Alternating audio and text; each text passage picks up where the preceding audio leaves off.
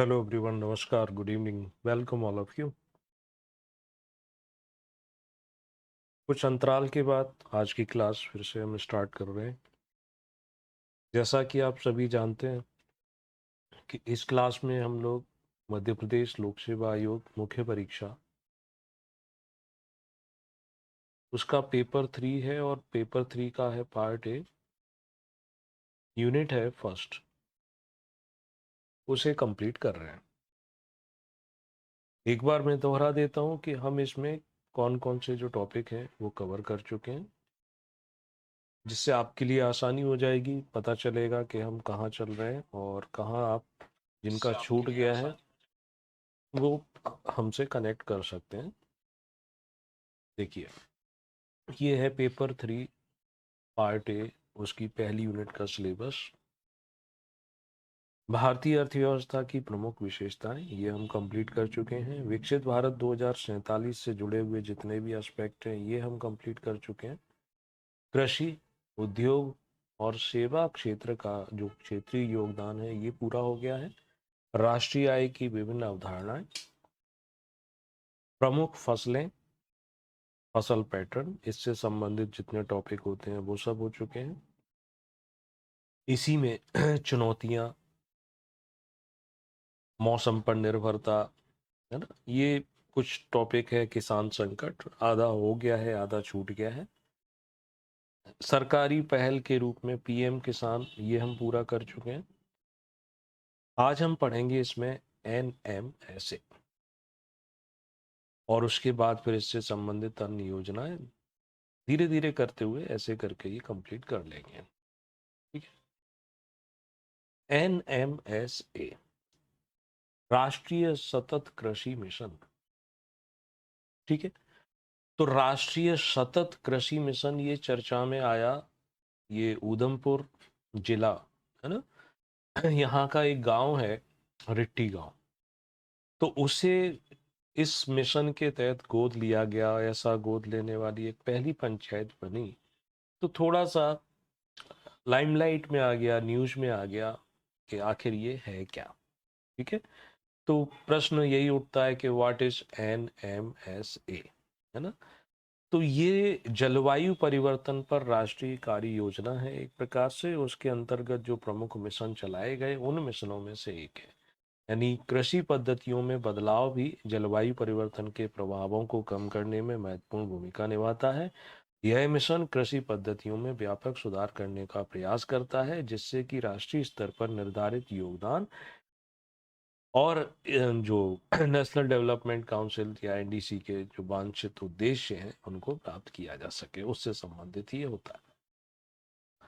अब आपसे पूछा जाएगा कि इसकी क्रियान्वयन के लिए क्या रणनीतियां हैं या कौन कौन सी रणनीतियां इसके अंतर्गत रखी गई हैं। तो इसके अंतर्गत जो रणनीतियां रखी गई हैं उनको मैं विस्तार से बता रहा हूं, आप उसको छोटा करके, शॉर्ट करके अपना आंसर बना लेंगे। पहला है एकीकृत कृषि प्रणाली। तो एनएमएसए के अंतर्गत एकीकृत कृषि प्रणाली को बढ़ावा दिया जा रहा है। यानी इसमें जैसे हम पहले पढ़ चुके ना, फसल पैटर्न, फसल चक्र, यानी फसल प्रणाली में हम इसमें बागवानी को भी इंक्लूड करेंगे, पशुधन, मछली पालन, कृषि वानिकी यानी कृषि के साथ साथ वृक्षारोपण, ऐसी चीजें जिससे मूल्य संवर्धन होगा। यानी किसान की जो उपज है उस उपज का क्या होगा, वैल्यू एडिशन हो जाएगा। 5 रुपए मिलते थे तो 5 की जगह उसको कम से कम 10 या 12 रुपए तक मिल सके। तो ऐसी गतिविधियां शुरू की जानी चाहिए, है ना। एक रणनीति तो इस पे काम हो रहा है। और इसको डिटेल में करें कि आजीविका के अवसर को बढ़ाना, सिर्फ एक ही चीज पर निर्भरता ना रहे, डाइवर्सिफिकेशन हो जाए, प्लस खाद्य सुरक्षा इसको भी इंश्योर कर सके। पूरक उत्पादन प्रणालियों के माध्यम से फसल विफलता से होने वाले जोखिम को कम करने के लिए ये महत्वपूर्ण है, एकीकृत कृषि प्रणाली। मैं यूट्यूब पर कई सारे जैसे लोगों के ट्रैवलिंग ब्लॉग्स होते हैं, तो ऐसे ब्लॉग्स देख रहा था। तो एक ब्लॉग था हाल ही में देखने को मिला वहाँ पर एक ट्रैवलर ब्रूनेई, जो देश है ब्रूनेई एक कंट्री है, उसकी ट्रैवल कर रहा था। तो ब्रूनेई पहले बड़ा गरीब था लेकिन आज के समय काफ़ी अमीर देश है। उनके यहाँ पर पेट्रोलियम और जो नेचुरल गैस गैस जो है उसका प्रोडक्शन होता है। तो उनकी ज़मीन फर्टाइल होते हुए भी वो वहाँ पर कृषि नहीं करते हैं, वो सिर्फ पेट्रोलियम और नेचुरल गैस को एक्सपोर्ट करते हैं और दूसरे देशों से इंपोर्ट कर लेते हैं। पैसा है तो वो काम कर सकते हैं, और जहाँ हमारे जैसे देश जैसी स्थिति है, पैसा नहीं है, तो हमें तो खुद ही ये काम करने पड़ेंगे ना। तो इसलिए हमें एकीकृत कृषि प्रणाली, इस पर ज़्यादा फोकस देना है, डाइवर्सिफिकेशन करना है। कृषि के साथ साथ पशुधन पर भी है, मछली पालन भी है, ये सब चीज़ें इसके अंतर्गत आ गई। दूसरा पॉइंट इसके अंतर्गत आता है कि प्रौद्योगिकी को अपनाना, टेक्नोलॉजी। ठीक है, प्रौद्योगिकी हमारे रहन सहन को, जीवन को आसान बनाती है। प्रौद्योगिकी का मतलब ही ये होता है कि जो काम कठिन हो, अधिक श्रम साध्य हो, उसको आसान करना।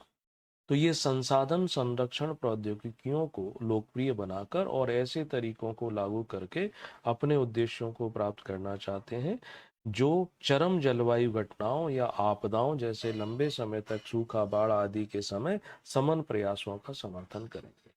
कहने सेंटेंस थोड़ा बड़ा हो गया, मैं इस तरीके के इतने बड़े सेंटेंस लिखने के फेवर में नहीं रहता हूँ मुख्य परीक्षा में कभी भी। आपको भी एडवाइजेबल नहीं करूँगा कि इतने बड़े सेंटेंस आप बनाओ।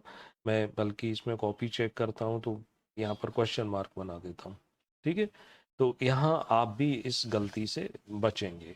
इसमें क्या बोलेंगे कि प्रौद्योगिकी अपनाना, यानी कि जो चरम जलवायु संबंधी घटनाएं होती है, चरम जलवायु संबंधी घटनाएं या तो बहुत ज्यादा पानी बरसेगा या सूखा, तो ऐसी स्थिति से बच करके, जो यानी ऐसी स्थिति में जो कृषि कार्य हो सके, है ना, तो उससे बचने के लिए टेक्नोलॉजी को अडेप्ट किया जाएगा।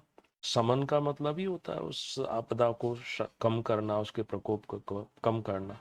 यानी विशेष रूप से ग्लोबल वार्मिंग के कारण बदलती हुई जलवायु परिस्थितियों में अगर आप नई टेक्नोलॉजी नहीं अपनाओगे, टेक्नोलॉजी को अडेप्ट नहीं करोगे, तो आगे चलकर ग्रोथ नहीं कर पाओगे। इसको अगर दूसरे शब्दों में समझने की कोशिश करें, देखो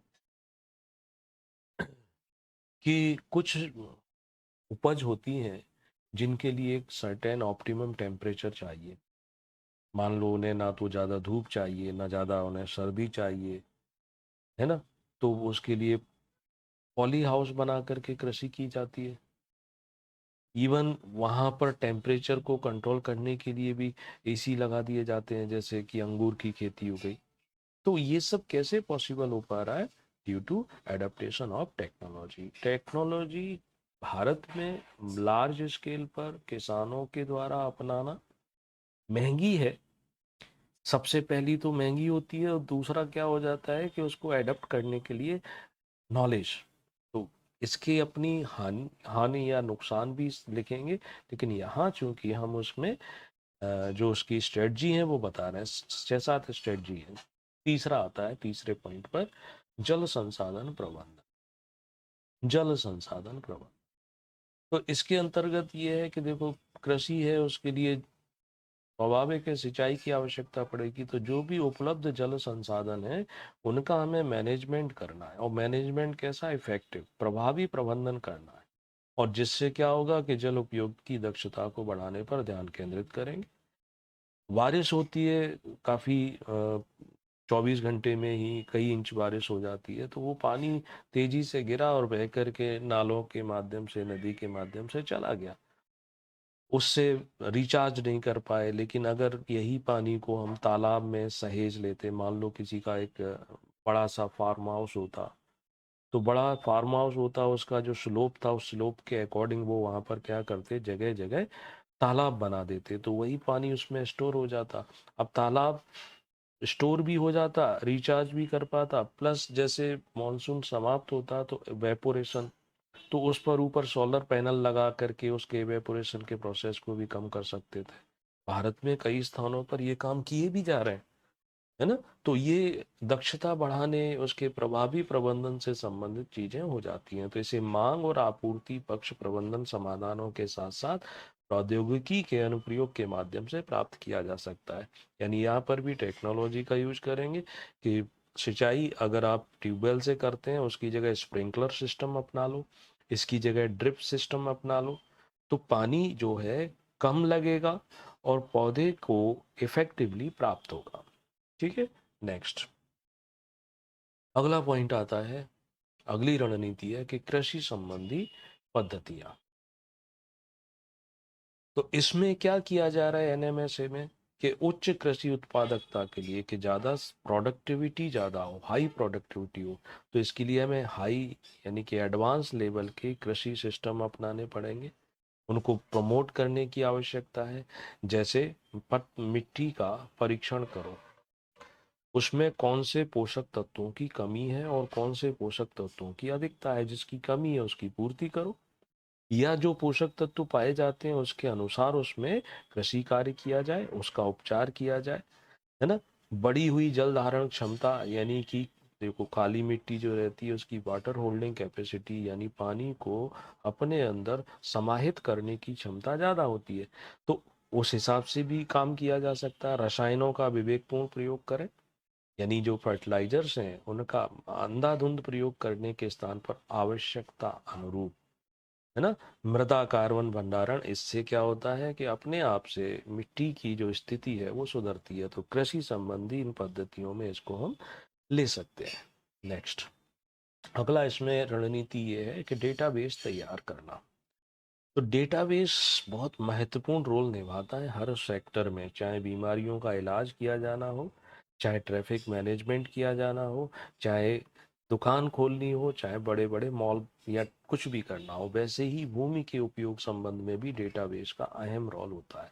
तो भूमि उपयोग सर्वेक्षण, मृदा प्रोफाइल अध्ययन, जीआईएस, है ना, इन सब पर मृदा विश्लेषण, मृदा संसाधन, इन सब का डेटा तैयार हो जाएगा। पता चल जाएगा कि पर्टिकुलर ये एरिया है, यहाँ पर इस प्रकार की मिट्टी पाई जाती है, पिछले 10 सालों में इस तरीके से यहाँ पर क्लाइमेट रहा है। तो उसमें स्पेसिफिकली चेंज किया जा सकता है, या हम जो चाहते हैं उसके अकॉर्डिंग चीज़ें कर सकते हैं। सरकार भी उनको उसके हिसाब से सुविधाएं दे सकती है, अपनी स्ट्रेटजी रणनीति को चेंज कर सकती है। ठीक, नेक्स्ट अगली रणनीति है एकीकृत पोषक तत्व प्रबंधन पद्धति। ये क्या करती हैं कि मृदा स्वास्थ्य में सुधार, फसल उत्पादकता में वृद्धि और भूमि एवं जल संसाधन की गुणवत्ता बनाए रखने के लिए इसमें क्या किया जा रहा है कि स्थान और फसल विशिष्ट एकीकृत पोषक तत्व प्रबंधन पद्धतियों को बढ़ावा दिया जा रहा है। यानी इसमें सीधी सी बात ये हो जाती है कि आखिर चाहिए क्या एग्रीकल्चर में। हमें चाहिए कि प्रोडक्टिविटी बहुत अच्छी हो, हमें चाहिए प्रोडक्टिविटी अच्छी है तो वो कैसे होगी, जब मिट्टी जो होगी वो अच्छी होगी उसमें, प्लस वहां पर जल संसाधन जो है उनका सही उपयोग हो पाता होगा। ठीक, तो ये इन सब के लिए यहाँ इन यूनिफाइड या इंटीग्रेटेड जो न्यूट्रिशंस मैनेजमेंट सिस्टम उसको डेवलप करने की बात की जा रही है ना, उस पर ज़्यादा ध्यान केंद्रित करेंगे तो अलग अलग भटकने की आवश्यकता नहीं पड़ेगी। नेक्स्ट अगला है कि इन सारे कार्यों में अगली रणनीति ये रखी गई है कि प्रोफेशनल्स को, यानी जिन्हें हम पेशेवर बोलते हैं, उनको शामिल करना। प्रोफेशनल का मतलब होता है कि वो अपने काम को बड़ी ईमानदारी से करते हैं, उन्हें उस काम में महारत भी हासिल होती है ना। तो विशिष्ट कृषि जलवायु स्थितियों के लिए जलवायु परिवर्तन अनुकूलन संबंध रणनीतियों को विकसित करने, उपयुक्त कृषि प्रणालियों के माध्यम से उन्हें बढ़ावा देने में ज्ञान संस्थानों और पेशेवरों को शामिल किया जाएगा। कहने का मतलब है कि जो इसमें ऐसे इंस्टीट्यूट हैं जो एग्रीकल्चर के सेक्टर में रिसर्च का काम करते हैं, साइंटिस्ट हो गए या रिसर्च स्टूडेंट्स हो गए जिनका इसमें विशेष इंटरेस्ट रहता है, तो उनको जब हम शामिल करेंगे तो वो परिणाम अच्छे दे पाएंगे, और जब परिणाम मिलेंगे तो धीरे धीरे आम लोग भी उसको अपना पाएंगे, उनके लाभों से लाभान्वित हो पाएंगे।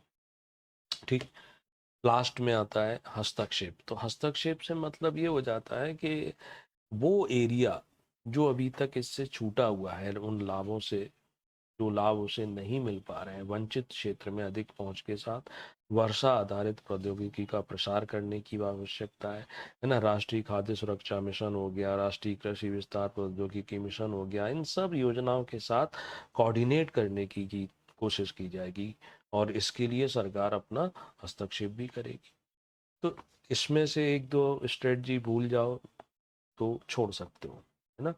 आप हेडिंग के तहत नहीं लिखना चाहते हो, पॉइंट बना के लिखना चाहते हो, वैसे भी लिख सकते हो। और रही बात के पैराग्राफ में लिखना चाहते हो, तो स्टेट पीएससी में, स्पेसिफिकली एमपी पीएससी में थोड़ा पैराग्राफ वाला पैटर्न उनको कम समझ में आता है, क्योंकि वो जांचने वालों का जो स्टेटस है, जो उनका लेवल है, वो उसमें फिट नहीं होता है। वो उस स्तर के नहीं है कि वो आपके पैराग्राफ में लिखी हुई अच्छी लैंग्वेज को, अच्छे कंटेंट को उतना ही ईमानदारी के साथ मार्किंग कर पाए।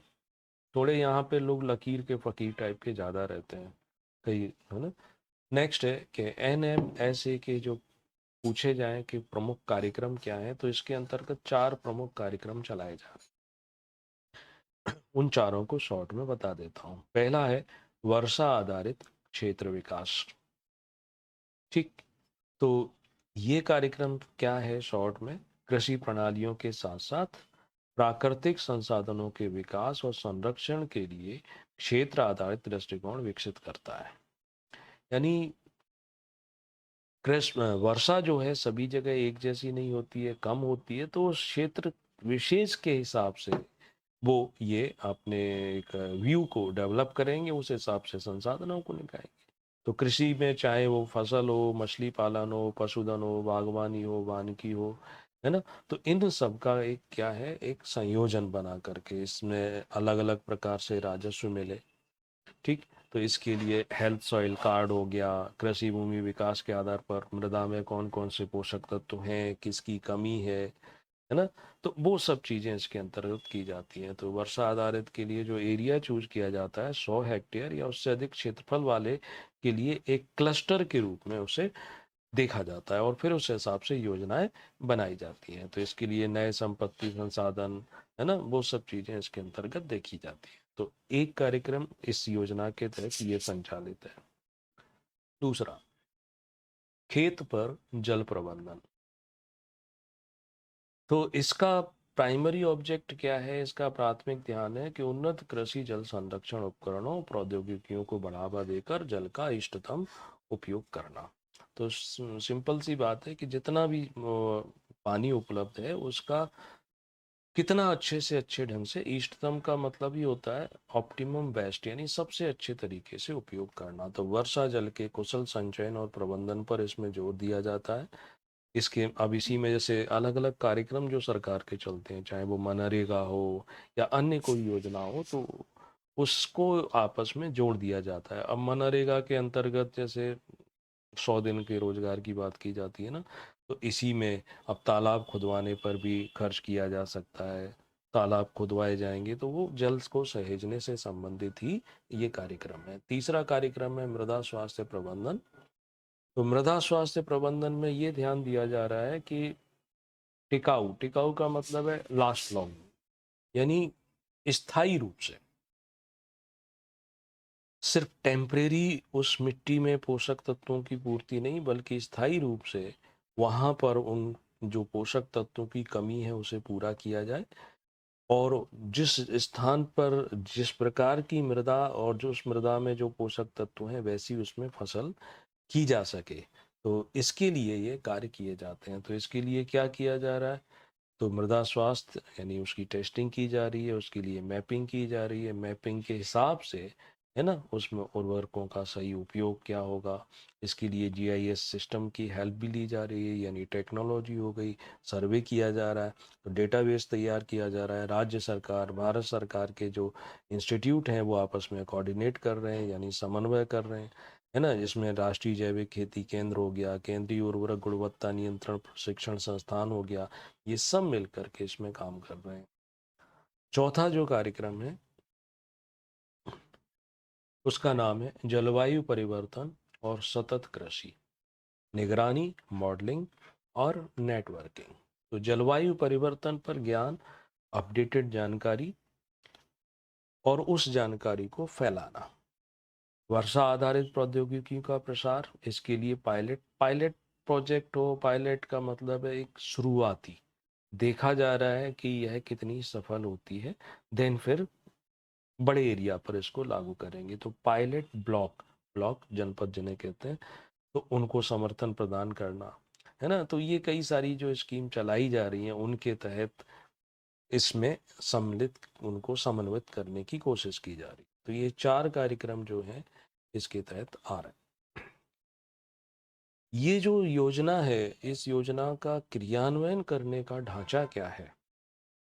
तो क्रियान्वयन करने के लिए ढांचा जो है 3 स्तर पर यहाँ पर रखा गया, त्रिस्तरीय। एक राष्ट्रीय स्तर पर, तो राष्ट्रीय स्तर पर इसमें एक राष्ट्रीय सलाहकार समिति बनाई गई है जो क्या करती है, इस मिशन के लिए नीतिगत दिशा निर्देश प्रदान करती है ना, नेशनल लेवल पर। फिर यहाँ पर परियोजना मंजूरी समिति भी है जो मिशन के अंतर्गत शुरू की जाने वाली परियोजनाओं को अप्रूवल देती है। फिर इसमें एक टेक्निकल समिति भी बनी हुई है, तो मिशन के क्रियान्वयन के लिए तकनीकी सहायता ये प्रदान करती है। ये नेशनल लेवल पर काम करने वाला ढांचा है। राज्य स्तर पर हमें देखने को मिलता है, जैसे राष्ट्रीय स्तर पर सलाहकार समिति, राज्य स्तर पर भी एक कमेटी बनी हुई है जिसमें राज्य में मिशन के क्रियान्वयन की देखरेख का काम इनको सौंपा गया है। राज्य के स्तर पर ही एक तकनीकी समिति बनी हुई है जो राज्य के लेवल पर तकनीकी सहायता प्रदान करती है। तो नेशनल हो गया, राज्य हो गया, वैसे ही अब तीसरा लेवल जो आता है वो जिला स्तर पर आता है। तो जिला मिशन समिति जो है वो जिले के लेवल पर तकनीकी और उसके क्रियान्वयन दोनों को ये देखती है। तो एक प्रकार से इस ढांचे की विशेषताएं जो समझ में आती हैं वो ये कि 3 स्तरीय संरचना बनाई गई है, राष्ट्रीय, राज्य और जिला स्तर पर, जो अलग अलग एस्पेक्ट, अलग अलग पहलुओं को चेक करते हैं। और इन सब का दृष्टिकोण कैसा रखा गया है, सहयोगात्मक रूप से, यानी विभिन्न सरकारी विभागों, कृषि विश्वविद्यालय, किसान संगठन और जो हितधारक समूह होते हैं उनके बीच में कोऑर्डिनेट करना, सहयोग बढ़ाना। तकनीकी सहायता इसके लिए चाहे कृषि वैज्ञानिक हो, विशेषज्ञ हो, प्रोफेशनल्स हो, तो वो सब इसमें जोड़े जाएंगे। लगातार इसकी मॉनिटरिंग की जाएगी, लगातार इसका एवेल्युएशन किया जाएगा, है ना। जैसे रिजल्ट मिलेंगे उस हिसाब से लक्ष्यों में बदलाव भी किया जाएगा। तो ये जो पॉइंट थे वो इससे संबंधित थे। तो छोटा सा एक क्वेश्चन समझ लो, अगर आएगा तो सिंपल, बहुत छोटा सा आएगा, कहने में से क्या है, इसकी प्रमुख विशेषताएं बता दो, या कौन कौन से कार्यक्रम इसके अंतर्गत चलाए जा रहे हैं, बस इसको लेकर के प्रश्न आएगा और इससे ज़्यादा कुछ नहीं आएगा। तो आज के लिए तो इतना। कल आपको कंटिन्यूस अगला लेक्चर मिलेगा। Thank you.